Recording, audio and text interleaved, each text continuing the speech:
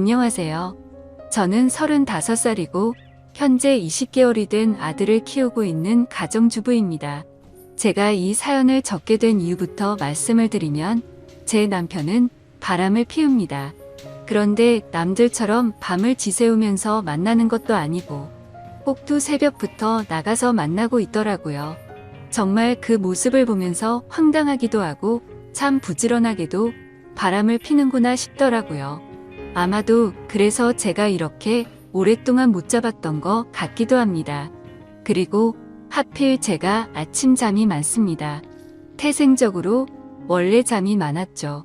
더군다나 아이를 키우면서 수면 시간이 뒤죽박죽이 되어버린 터라 남편이 출근을 하는 새벽 시간에는 거의 항상 기절 상태였습니다. 그래서 밖에서 바람을 피우는지 뭘 하고 다니는지 알 수 있는 정신이 아니었던 거죠. 그런데 이런 정신없는 상황에도 촉이라는 게 무섭긴 하더라고요. 저도 정말 뜬금 포인트에서 남편이 이상하다고 느껴졌었거든요. 그건 바로 다름 아닌 블랙박스였습니다. 블랙박스 영상을 본 건 아니었습니다. 그냥 말 그대로 블랙박스 그 자체만으로 느낌이 왔던 거죠. 왜냐하면 제 남편은 정말 결벽증에 가까울 만큼 매우 깔끔한 성격입니다. 아내와 아이를 두고 하는 짓을 보면 자기 자신한테는 그렇게 더러운 놈이 없었던 것 같지만요. 아무튼 남편이 유독 신경 쓰는 것 중 하나가 자동차 관리를 하는 거였습니다.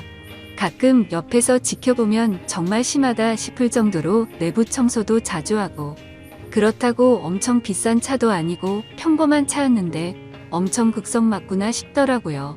그런데 어느 날 퇴근하고 집에 오는 길에 블랙박스를 뜯어서는 가지고 왔더군요. 그 모습을 보고 저는 처음에는 고장이 나서 가져온 줄 알았고 별로 신경도 쓰지 않았죠. 그렇게 며칠 동안을 놓아둔 곳에 블랙박스가 그대로 있었습니다. 새로 달지도 않고 사지도 않았던 거죠. 한마디로 그냥 저희 차에는 블랙박스가 없었던 겁니다. 그렇게 자동차에 온갖 애정을 쏟던 사람의 차에 말이죠. 그리고 저희 아파트에는 지하 주차장이 있는데 남편은 무조건 지하에 차를 넣어야 마음이 놓인다고 했었죠. 분리수거 하는 날이나 야근하고 늦게 와서 지하 주차장이 꽉 찼을 때는 어쩔 수 없이 지상에 주차를 하고 들어와서는 지하에 주차를 할 수 있을 때까지 4시간 들락날락 할 정도였습니다. 그렇게 결국 무조건 지하에 넣어놔야 안심하고는 잠을 자는 성격이죠. 이게 뭔가 앞뒤가 안 맞지 않나요? 차를 그렇게 애지중지하는 사람의 행동이라고는 볼 수가 없었고 그때부터 뭔가 이상하다는 촉이 왔었죠. 그렇게 의심을 하던 중 큰 사건이 하나 터졌습니다.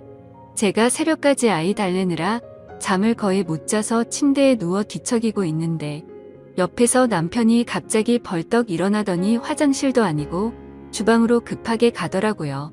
그래서 뭐지 싶어서 시간을 봤더니 아직 출근 시간은 한참 멀었는데 도대체 뭐라는 거지 싶었습니다. 그렇게 눈을 감고 가만히 누워있는데 주방에서 고소한 냄새가 났죠.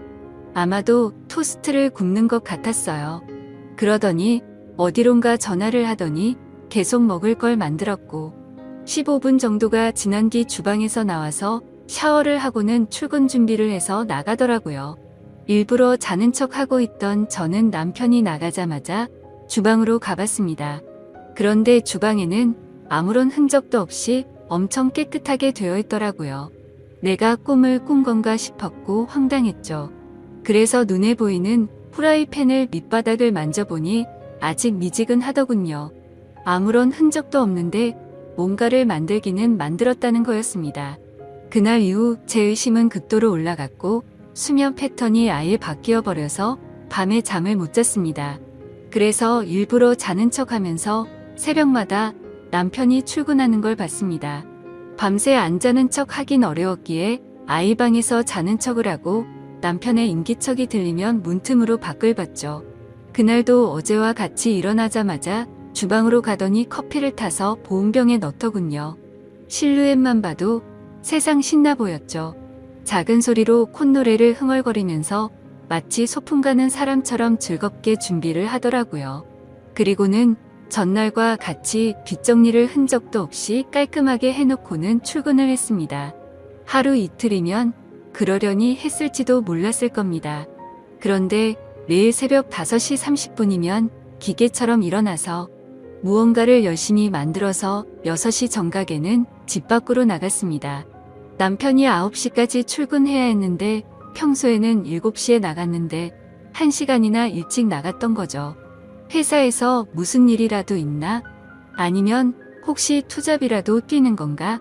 별의별 생각을 다 했죠. 솔직히 그때까지도 저는 제 남편을 믿었습니다. 하지만 매일같이 그런 모습을 보다 보니 의심은 나날이 커져가더라고요. 그래서 결국 저는 남편이 자는 동안 핸드폰을 뒤져봤어요. 패턴 암호는 연애 시절 그대로 쓰더군요. 근데 아무것도 없었습니다. 카톡도 회사 단체 단톡방 외에는 특이한 것도 없었고 문자나 통화 기록도 너무 깨끗했습니다. 그래서 제가 괜히 남편을 의심한 건가 착각을 하기도 했죠. 하지만 쉽사리 의심은 사그러들지 않았고 그 다음날도 저는 아기 방에서 자는 척을 했고 남편이 나갈 때 저도 몰래 따라 나갔습니다. 남편은 지하 주차장으로 내려갔고 저는 미리 불러둔 택시를 타고서 뒤따라 가려고 기다리고 있었습니다. 그런데 택시에서 10분을 기다려도 남편의 차는 올라올 생각을 하지 않더라고요. 분명 남편이 지하 주차장으로 가는 걸 봤는데 나오지를 않더라고요. 저는 어쩔 수 없이 택시값을 계산하고 죄송하다고 하고는 서둘러 지하 주차장으로 내려가 봤죠. 혹시나 제가 찾는 게 들킬까 봐서 조심히 남편 차를 찾아봤습니다. 지하 2층으로 내려가 보니 남편의 차가 지하 주차장에 있더라고요. 멀리서 보니 시동도 켜져 있지 않고 빈 차 같더군요. 그래서 남편이 차를 안 가져갔는데 제가 못 본 사이 나갔구나 했습니다. 어쩔 수 없이 저는 다시 집으로 올라가려고 할 때였습니다. 그때 때마침 어떤 여자가 제 남편 자동차 쪽으로 점점 다가가더니 너무나 자연스럽게 제 남편 차에 타는 겁니다. 그때부터 인생에서 가장 크게 제 심장이 쿵쾅쿵쾅 뛰기 시작했습니다. 그렇게 믿으려고 애써봤건만 제 남편은 투잡을 뛰려고 일찍 일어난 게 아니었습니다. 다른 여자와 두 집 살림을 하려고 일찍 나가고 있었던 거였죠. 그렇게 한참을 다른 사람 차 사이에 숨어서 보고 있는데 너무 슬펐습니다. 당장 뛰어가서 머리채라도 잡고 싶은데 아무런 증거도 목격하지 못했기에 처량하게 지켜볼 수밖에 없었죠. 1시간가량 시동도 안 킨 자동차에 있더니 7시쯤이 되자 갑자기 시동을 걸고 차가 빠져나가더군요. 저는 곧바로 집으로 돌아와서 떨리는 마음을 진정시키면서 제 남편의 최근 행동들에 대해서 차분히 생각을 해봤습니다. 무슨 낌새가 있었나 한참을 생각했지만 남편은 가정에 충실했었거든요. 야근도 자주 안 하고 집에 일찍 들어와서 아이도 봐주고 아무런 투정 없이 집안일도 잘 도와줬습니다. 도저히 머리를 쥐어짜내도 전혀 의심할 것들이 없더라고요. 근데 그 순간 생각이 난 게 예전에 한번 저에게 카풀에 대해 말한 적이 있었습니다. 우연히 알게 됐는데 우리 동네의 직장 동료가 사는 걸 최근에 알았다고요. 그래서 기름값도 아낄 겸 카풀을 해볼까 하는데 제 의견을 물어보더군요. 그때 저는 아이를 보느라 정신이 없었기에 별로 대수롭지 않게 그 동료가 여자면 하지 말고 남자면 하라고 가볍게 말하고 넘어갔죠. 카풀이라는 게 매일같이 자동차를 함께 타고 출근하는 거라 이성끼리 눈 맞는 경우도 종종 있다고 들은 기억이 있었습니다. 그래서 남편에게 여자면 하지 말라고 분명히 말했는데 제 말을 무시하고 지금까지 그걸 하고 있었던 거였습니다. 카풀이라고 확신하니 그동안 남편의 이상한 행동들이 마치 퍼즐 조각처럼 다 맞아지더군요. 블랙박스를 설치하지 않는 이유도 그렇고 자동차에 병적으로 집착하는 이유도 알겠더라고요. 결국에는 흔적 없이 깔끔하게 바람을 피우려고 그랬던 거였습니다. 다음날도 저희 남편은 새벽에 일어나서 무언가 도둑 고양이처럼 준비하더니 6시 정각에 나갔습니다. 그 꼴을 보고 있으니 너무 황당해서 어이가 없더군요. 저는 그래서 바로 남편을 따라서 지하 주차장으로 내려갔습니다. 이번에도 자동차에 타서는 시동도 걸지 않고 그 여자를 기다리고 있더군요. 10분 정도가 지나자 어제 봤던 그 여자가 다시 왔습니다. 같이 함께 차를 타고 한참 동안 차 안에 있다가 어제처럼 7시 정각에 출발을 하더라고요. 저 여자도 참 부지런하네요. 매일 그 시간에 와서 저짓거리를 하다니 일찍 일어나는 새가 바람도 잘 피우는 것 같네요. 이번에는 두 눈 부릅뜨고 제대로 끝까지 지켜봤습니다. 멀리서 몰래 보다 보니까 자세히 보이지는 않았지만 두 개의 동그란 머리가 하나로 뭉쳐지는 건 정확하게 보였습니다. 그냥 이건 확실하다는 확신을 줬었죠. 둘이 차 안에서 그 짓거리를 하고 다닌 거였습니다. 그걸 보는 순간 저도 모르게 화가 나서 눈이 뒤집힐 뻔했고 저도 모르게 눈물이 났습니다. 남편의 불륜이라는 걸 직접 겪어보니 분노가 머리 끝까지 치밀어 오르더라고요. 그동안 남편이 제게 이상하게 대한다거나 갑자기 잘하려고 했던 상황들을 하나씩 차근차근 생각해보니 저 여자랑 차 안에서 바람을 피우느라 찔려서 그랬구나 싶은 생각에 정말 돌아버리겠더군요. 저는 곧바로 친정엄마에게 연락을 해서 병원에 다녀온다며 아이를 좀 봐달라고 부탁을 드렸고 아이를 친정에 맡긴 뒤 저는 곧바로 변호사 사무실을 찾아갔습니다. 변호사분과 이야기를 한참 동안 해봤지만 결론은 그거였습니다. 깔끔하게 하는 게 제 심신에 좋을 거라며 위자료 2천만 원의 양육비 받고 이혼을 하는 걸 추천하더라고요. 그 이야기를 듣자 너무 억울하고 분통이 터지더군요. 어떻게 남편이 타고 다니는 자동차 가격보다 낮은 금액으로 내 인생 날린 걸 퉁치려고 한다는 게 말이 됩니까? 그래서 저는 일단 다시 연락드린다고 말하고는 변호사 사무실을 나왔습니다. 누구에게 물어봐야 하나 싶었고 제 주변 친구 중에 이혼을 한 친구들을 찾아봤습니다. 솔직한 속마음으로 그런 친구가 없으면 어쩌나 했는데 너무 많아서 놀랄 정도였죠. 가까이 사는 친구들 3명에게 연락을 해서 만났는데 전부 다 자신들이 겪은 이야기를 하면서 울고 앉아 있었습니다. 그런데 이야기를 들어보면 대충 돈은 다 비슷하게 받았더라고요. 사실 재벌 집에 시집가지 않고서야 거기서 거기겠지 싶더군요. 저는 32살에 아이를 낳았고 제 아이가 몸이 많이 약해서 새벽에 응급실만 3번 다녀오고 나서 도저히 일과 육아를 병행할 수 없겠구나 싶었고 그냥 깔끔하게 8년 다니던 그 좋은 직장을 그만뒀습니다. 그런데 이런 건 어떻게 보상해 줍니까? 고작 2천만 원이라니 너무 허탈했습니다. 아무튼 그건 나중에 해결할 문제라는 생각에 저는 친구들과 헤어지고서 그 두 인간에게 복수를 하기 위해서 곧바로 페인트를 사러 갔습니다. 가자마자 페인트 사장님에게 가장 안 지워지고 오래 가는 걸로 달라고 말씀을 드렸고 빨간색 페인트 4통과 두툼한 붓도 몇 개를 사서 배달을 부탁드리고 집으로 들어갔죠. 그날 저녁도 다른 날과 다르지 않게 남편은 퇴근하고 일찍 집에 들어와서 집안일을 도와주더군요. 그 꼴을 보고 있으니 나중에 제가 없어도 참 잘 살겠구나 싶었습니다. 그리고 기가 막히게도 대뜸 주말에 출장이 잡혀서 갔다 온다고 하는데 속이 뻔히 보이더군요. 역겨운 마음에 욕이 튀어나올 뻔했지만 증거도 만들어야 했고 복수를 제대로 해야 한다는 생각에 겨우 참았습니다. 잠이 들 준비를 마친 뒤 남편은 인터넷으로 볼만한 영화를 찾고 있길래 무슨 영화냐고 같이 보자고 제가 은근슬쩍 찔러봤습니다. 그러자 남편은 나중에 회사에서 쉴 때 본다고 말하더군요. 그러더니 저를 위하는 척하면서 일찍 자라고 하더라고요. 웃음밖에 안 나왔습니다. 블랙박스 때 놓고 그 자리에 영화 틀어놓고 둘이서 보려는 게 눈에 뻔히 그려졌습니다.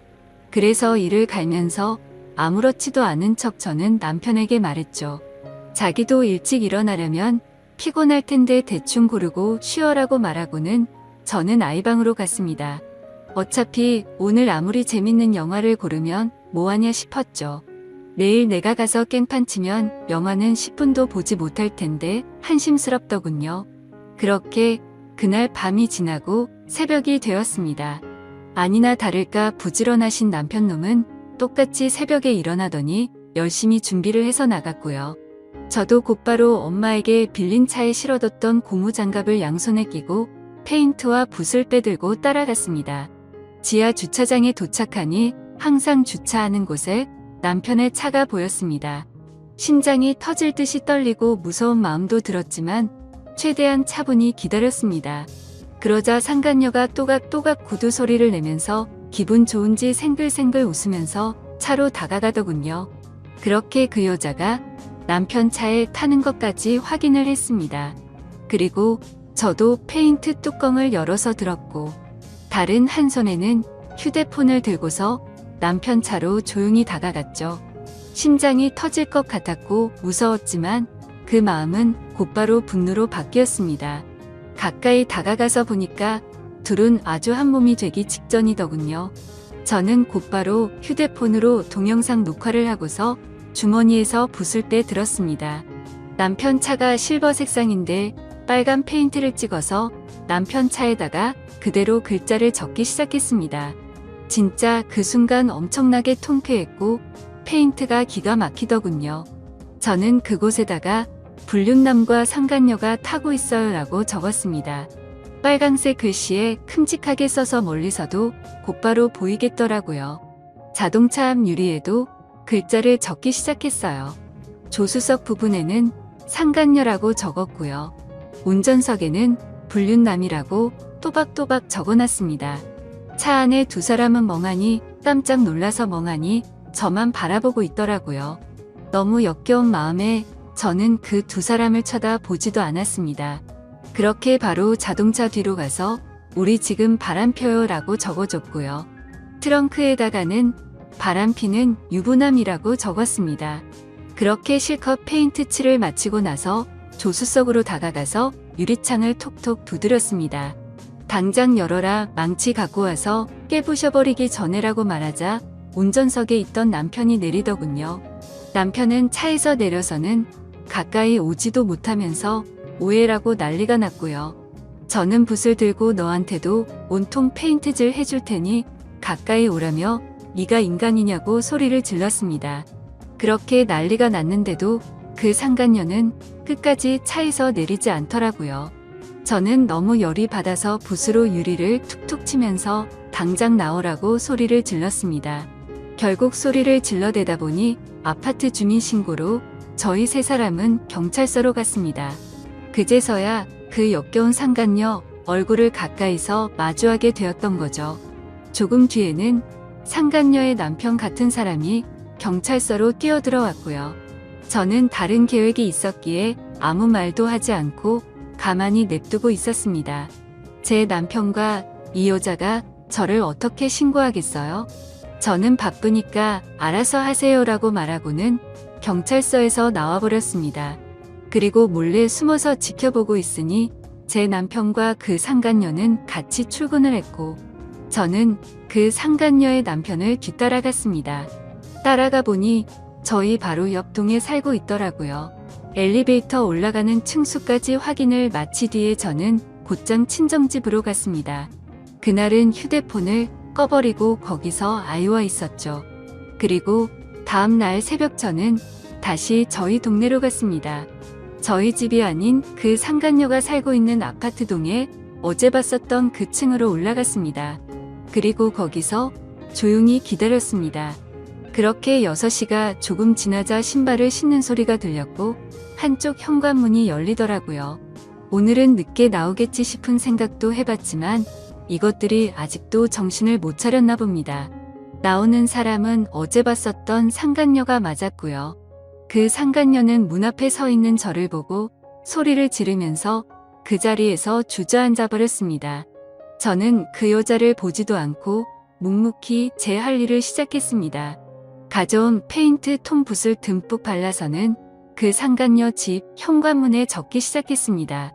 이 집에 상간녀가 살고 있어요. 일찍 일어난 상간녀가 유부남을 꼬신다라고 적었습니다. 그 상간녀는 소리를 지르기 시작했고 저는 아무렇지 않게 아주 태연하게 계속 글자를 적어나갔습니다. 카풀 뜯어먹는 소리 안에 차에서 이상한 짓이라고 적고 있는데 갑자기 그 집에서 그 여자의 남편이 뛰쳐나오더라고요. 저를 보자마자 또 이 아줌마냐고 도대체 왜 그러냐고 하더군요. 남의 집에 무슨 짓거리냐며 이거 전부 다 손해배상 청구할 테니 그렇게 알라고 하더라고요. 저는 그 여자 남편한테 물어봤습니다. 아저씨, 혹시 아저씨도 아침 잠이 많으신가요? 일찍 못 일어나시죠? 라고 물었습니다. 그러자 그게 무슨 소리냐며 아침 잠하고 이 짓이랑 무슨 상관이냐며 화를 내더군요. 저는 제 핸드폰을 꺼내서 어제 녹화한 영상을 보여주면서 말했습니다. 아저씨 와이프랑 내 남편 놈이랑 꼭두 새벽마다 만나서 그렇게 부지런하게 자동차에 둘이 달라붙어서 카풀인지 뭔지 바람을 폈어요. 아저씨도 정신 차리세요. 라고 했죠. 그때 때마침 제 남편에게서 전화가 오더라고요. 전화를 받자마자 지금 어디냐고 버럭 소리를 지르더라고요. 안 그래도 열받는데 저를 또 건들더군요. 그래서 제가 한마디 했습니다. 야, 다음에는 네 차례야. 너는 회사에서 딱 기다리고 있어라. 내가 페인트통 들고 지금 바로 갈 거니까. 그 시각이 아침 7시였는데 그 여자 집 앞에서 소리를 지르고 있었습니다. 또다시 주민 신고가 들어갔는지 곧바로 아파트 경비 직원분들이 올라왔고 저는 강제적으로 그 사람들에게 떠밀려서 엘리베이터에 올라탔습니다. 1층으로 내려가니 제 남편이 이쪽으로 뛰어오고 있더군요. 이젠 더 이상 그 자동차 안에서는 못 기다리나 봐 라고 했더니 남편이 그러더라고요. 적당히 좀 해라며 동네 창피하게 아침마다 뭐 하는 거냐고요. 그 말을 듣는 순간 피해자 코스프레를 하길래 너무 역겨워서 구역질이 날 것 같았고 정말 너무 화가 났습니다. 그래서 저는 곧바로 소리를 지르면서 말했습니다. 그럼 내가 아침마다 동네에서 한 짓은 뭐냐고 물었고 주차장에서 그 짓거리 한 건 당당하냐고 소리 질렀습니다. 그러자 남편이 제 행동이 질린다면서 제가 원하는 대로 이혼해 준다며 되려 큰 소리를 치더라고요. 아무리 간통죄가 없어졌다고 해도 저렇게 당당하게 이혼을 해준다라는 소리가 나오는 게 어이가 없었습니다. 저는 더 이상 분노를 참을 수가 없었고 들고 있던 페인트 붓으로 남편의 뺨을 쳐버리고 돌아서서 갔습니다. 그때부터 저는 이제 정말 무서운 게 없다는 걸 깨달았죠. 그러자 남편은 뒤에서 온갖 욕을 하면서 동네가 떠나가라 소리를 질러대더라고요. 저는 가볍게 그 말을 무시해버리고 곧바로 택시를 타고 친정집으로 갔습니다. 가서 씻고 나서 마음도 진정시킨 뒤에 본격적으로 이혼 준비를 시작했습니다. 최근에 만났었던 이혼한 친구들을 한자리에 다시 불러서 얘기를 듣는데 정말 처참하더라고요. 제가 앞으로 몇 달 뒤면 저 친구들과 같은 모습이 될 거라는 생각에 암담해졌습니다. 이제 슬슬 좀 현실이 보이더라고요. 제가 이혼을 한다는 것도 그렇고 앞으로는 혼자서 아이를 키워야 한다는 것도 이제 좀 와닿았습니다. 그리고 나서 저는 다시 변호사들을 찾아다녔습니다. 하지만 여러 곳을 다녀봤지만 현실적인 위자료 금액은 거의 비슷하더군요. 그 못된 상간녀에게 받을 수 있는 금액도 비슷했고요. 그런데 그 돈을 받는다고 해서 제가 받은 충격과 분노가 도저히 풀리지는 않을 것 같더라고요. 저는 또다시 복수를 하겠다고 각오를 다잡고 빨간 페인트를 들고서 상간녀의 회사로 찾아갔습니다. 제가 연락을 하자마자 상간녀는 총알같이 로비로 튀어나와 있더라고요. 제가 또 어떤 글자를 어디에 적을지 무서웠겠죠. 저를 보자마자 제 손을 잡고는 로비에 있는 커피숍으로 끌고 갔습니다. 테이블에 앉자마자 상간녀가 저에게 말하더군요. 자신이 저번에는 경황이 없어서 가만히 있었는데 적당히 하라고 하네요. 참는 것도 한계가 있다면서요. 그리고 왜 당신 남편은 가만두고 자신한테만 그러냐면서 합의금이든 위자료든 원하는 게 줄 테니까 자신은 좀 내버려 두라고 뻔뻔스럽게 말하더군요. 아무튼 그 여자가 그렇게 당당하게 돈 이야기를 먼저 하길래 제가 얼마나 줄 거냐고 물어봤습니다. 그러니 본인도 여기저기 알아보니 1,500이면 충분한데 2,000까지 해준다고 하더군요. 여기서도 2천만 원이라는 소리를 들으니까 갑자기 화가 확 나더라고요. 그래서 저는 내 등에 가격표라도 붙어 있냐고, 왜 가는 곳마다 나한테 2천만 원 거리냐고 했습니다. 내 35년 인생 가격이 고작 2천만 원이냐고 소리쳤고, 그 돈은 걔나 주라고 말했습니다. 나는 내 방식대로 풀고 싶으니까 시간 없는 나 붙잡고 헛소리 짓거리지 말고 당장 네 사무실로 올라가게 앞장서라고 말했습니다. 그러자 그제서야 그 당당했던 여자가 공손해지더라고요. 제 팔을 붙잡으며 제가 잘못했어요. 제가 어떻게 하면 화가 풀리시겠어요? 라며 저에게 매달리더군요. 그래서 저는 말했습니다. 나는 배운 여자라 글을 써야만 풀려. 네 사무실에 상간녀라고 도배를 해야 풀리겠으니까 당장 앞서라고요. 그러자 상간녀는 갑자기 제 페인트통을 잡고 펑펑 울면서 제발 살려달라며 자신이 잘 못했다고 하더군요. 그렇게 로비 한복판에서 그런 일이 벌어지다 보니 지나가는 사람들이 슬슬 저희 쪽으로 몰리더니 웅성거리기 시작했습니다. 그때 또다시 제 남편에게서 전화가 왔습니다. 제가 저번에 회사 간다고 질러놔서 그런지 불안했는 것 같더라고요. 전화를 받아서 말했습니다. 나 지금 너희 회사 로비 왔는데 네 상간녀 사무실 들렸다가 네가 있는 곳 가주겠다고 말했죠. 통화를 듣고 있던 상간녀는 이제 아주 제 페인트통을 끌어안고 펑펑 울면서 잘못했다고 살려달라고 하더군요. 주변을 둘러보니 회사 경비분들도 이제 슬슬 저에게 다가오고 있었습니다. 요즘 참 태어나서 처음으로 경비하시는 분들이 저를 무지 좋아하는 것 같더군요. 상황을 보니까 어차피 상간녀 사무실로 들어가긴 힘들어 보였습니다. 그래서 로비에서 끝장을 봐야겠다라는 생각이 들어서 사람들 다 들으라는 듯 큰 소리로 말했습니다. 바람은 네가 내 남편이랑 폈는데 내가 왜 용서를 해야 하냐며 내 20개월 된 아들 인생은 앞으로 어쩔 거냐고 소리쳤습니다. 내 아들은 앞으로 지 아빠도 편하게 못 보는데 그건 어떻게 할 거고 한 가정을 처참하게 부숴놓고 말로만 미안하다고 하면 끝이냐고 미안하면 당장 꿇어서 제대로 사과하라고 했죠. 그러자 사람들이 너무 많이 모여서 그 여자도 눈치가 보이는지 망설이고 있더군요. 그래서 저는 그 여자에게 다가가서 끌어안고 있는 페인트통 뚜껑을 확 열어버렸습니다. 그럼 그냥 여기에다가 글씨 써준다고 말하자. 곧장 바로 무릎을 꿇으며 펑펑 울며 잘못했다고 싹싹 빌었습니다. 사람들은 그 모습을 보며 웅성거렸고 사진도 찍기 시작하더라고요. 그때 때마침 제 남편도 뛰어와서는 회사까지 찾아와서 이러는 건 다 불법이라고 말하더군요. 그래서 저도 곧바로 말했습니다. 이게 불법이면 니네 둘이서 바람핀 건 간 통제 없어져서 불법 아닌 것 같냐고. 내가 벌금 다 낼 테니까 내가 불법을 저지르던 말던 넌 네 앞날이나 신경 쓰라고 했죠. 그리고 지금 당장 네 사무실 올라갈 거니까 나한테 이래라 저래라 하지 말라고 했습니다. 그러자 남편 놈도 곧바로 제게 미안하다면서 제발 화 풀라고 굽신거리기 시작하더군요. 제 손을 잡고 계속 나가자고 하더라고요. 저는 나를 데려가고 싶으면 당장 네 차 갖고 오라고 말했습니다. 어차피 여기서 우리 집까지 30분이면 갈 수 있는 거리던데 지금 당장 가져오라고 했죠. 남편은 지금 그 차에 페인트 칠 해놔서 못 가져온다며 대낮에 그걸 어떻게 타고 오냐고 말하더군요. 그래서 저는 새벽에 거기서 그 짓거리 하는 건 괜찮냐고 되물었고 난 2번 말하지 않는다며 지금 당장 차 가지러 안 가면 나는 여기 로비에다가 네가 저 상간녀랑 한 짓 다 적을 거니까 당장 선택하라고 말했습니다. 그러자 도저히 답이 없는 걸 알았는지 남편이 차를 가지고 오겠다며 조금만 기다리라며 허겁지겁 뛰어나가더군요.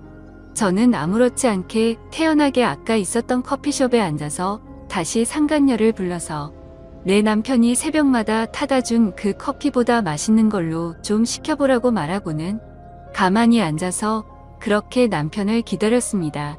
1시간 동안 기다리니까 남편은 결국 그 차를 끌고 왔더군요. 주차되어 있는 거리로 나가보니 주변에 있던 모든 사람들이 다 차를 쳐다보긴 하는데 통쾌하더라고요. 제가 봐도 참 글씨를 또박또박 잘 써놔서 멀리서도 바로 보이더라고요. 저는 바로 그 차로 가서 뒷좌석에 탔고 그 차를 타고 곧바로 친정으로 갔습니다. 남편은 창피한 건 아는지 선글라스를 쓰고 고개를 푹 숙이고 운전하더군요. 친정집 근처에 내려서 제 아들을 태우고 바로 시댁으로 갔습니다. 시댁 입구에서 시어머니께 전화를 했습니다. 지금 보여드릴 게 있으니 시아버지랑 같이 내려와 달라고 했죠. 잠시 후 시부모님은 나오자마자 자기 아들 차를 보고 기겁을 하시더군요. 누가 그랬냐고, 누가 이딴 낙서를 했냐고 하셔서 제가 말했습니다. 어머님 바람은 어머님 아들이 이 차 안에서 피웠고요. 빨간 글자들은 제가 직접 썼어요. 죄송하지만 저희 오늘부로 이혼할 거고 그래서 아이 데려왔다고 했습니다. 이제 손주 잘 키워주시면 된다고 말씀드리자. 시어머니는 저에게 소리를 지르며 모성애도 없는 년이 지 남편 잠깐 한눈 판 걸로 이 난리를 피냐고 하더군요. 그래서 제가 그랬습니다. 모성애가 뭐가 중요하냐고요. 애 키우려면 돈이 있어야 하는데 이 무능한 남자가 양육비를 주겠냐고 물어봤고 세상 믿을 사람이 없어서 새벽마다 여자의 환장해서 바람 피운 짐승놈을 믿겠냐고 말했습니다. 앞으로 제가 직장 구해서 양육비도 제가 드릴 테니까 어머님은 손주 잘 키워달라고 말하고는 뒤돌아서 걸어갔습니다. 그러자 뒤에서 시어머니는 소리를 지르면서 온갖 욕을 하시더라고요. 주변을 둘러보니 동네 주민들도 나와서 남편 자동차를 구경하는데 참 이게 뭔가 싶었습니다. 그렇게 저는 택시를 타고 친정으로 가는 동안 정말 많이 울었습니다. 저렇게 한풀이를 하고 당당한 척을 했어도 전혀 괜찮지 않았고 너무 힘들었거든요. 제 아이 걱정도 많이 됐지만 저는 어쩔 수 없이 참아야 했습니다. 아이를 위해서라도 제가 돈을 벌어야 했고 그 누구도 믿을 수가 없었기 때문이었죠. 그렇게 저희는 결국 법적으로 이제 남남이 되었고 이혼 서류의 도장을 찍었습니다. 그리고 가장 걱정했던 아이 문제는 잘 해결되었어요. 시댁에서 3일 만에 전화가 오더라고요. 아이 데려가라면서 도저히 안 되겠다고 힘들다고 하시더군요. 남편도 저에게 아이 데려가라고 했고 친권과 양육권 포기각서 받고 다시 데려왔습니다. 그래서 제 아이는 친정에서 엄마가 잘 돌봐주시고 계시고 전 남편에게 받은 양육비에 제 월급까지 엄마에게 드리고 있습니다. 걱정되었던 재산 분할도 잘 받았고 상간녀에게 위자료도 다 받았습니다. 제 돈 들어간 거 다시 받는 거라 뭐 기분 좋고 그럴 건 없었지만요. 그리고 지금 상간녀도 이혼 소송 중이라던데 제가 페인트통으로 난리를 피워서 그런지 제 위자료는 바로 입금했더라고요.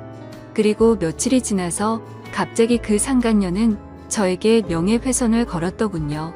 아마 다니던 회사를 계속 다니는 건 어려웠겠죠. 어차피 많이 내봐야 200이라던데 그 돈 한풀이 값이라 생각하려고요.